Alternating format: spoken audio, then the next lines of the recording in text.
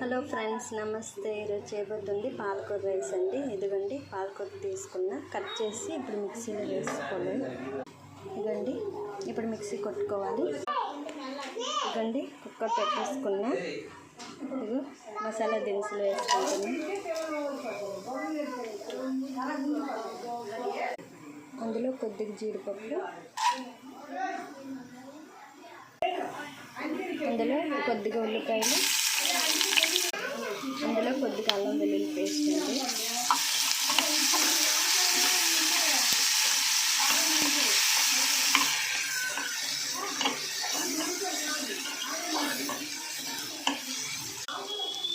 ఇదండి కొద్దిగా పాలకూర మిక్స్ చేసుకున్న తర్వాత ఇప్పుడు పాలకూర వేసుకోవాలి.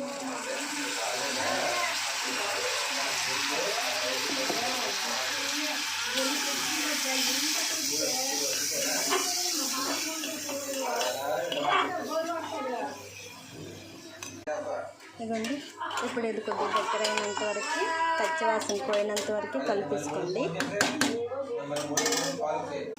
ఇదిగోండి ఇలా దగ్గర అయ్యాక ఇందులో కొద్దిగా గరం మసాలా కొద్దిగా ధనియాల పౌడర్, ఇప్పుడు మొత్తం కలిపేయాలి.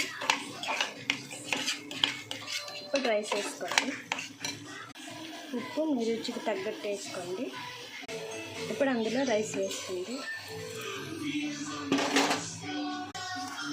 మొత్తం కలిపేయండి.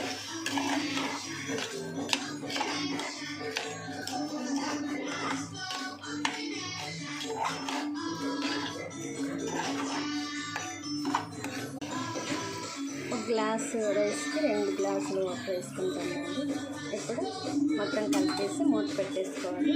ఇదిగోండి ఆల్రెడీ కుక్కర్ విజిల్ పెట్టేసుకున్నా, ఒక 3-4 అయితే అయిపోయినట్లేనండి. ఇదిగోండి కుక్కర్ విజిల్ కూడా అయిపోయింది.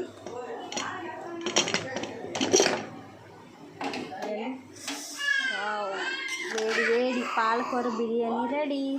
చూడండి, పాలకూర తిన్న వాళ్ళు ఇలా చేసుకోండి, చాలా బాగుంటుంది, చాలా టేస్ట్గా కూడా ఉంటుంది.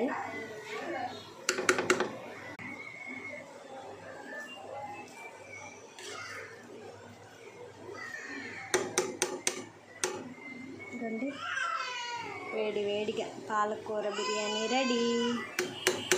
చూడండి ఎంత పర్ఫెక్ట్గా వచ్చిందో పాలకూర బిర్యానీ. నేను చెప్పే విధంగా ట్రై చేయండి, చాలా బాగా వస్తుంది.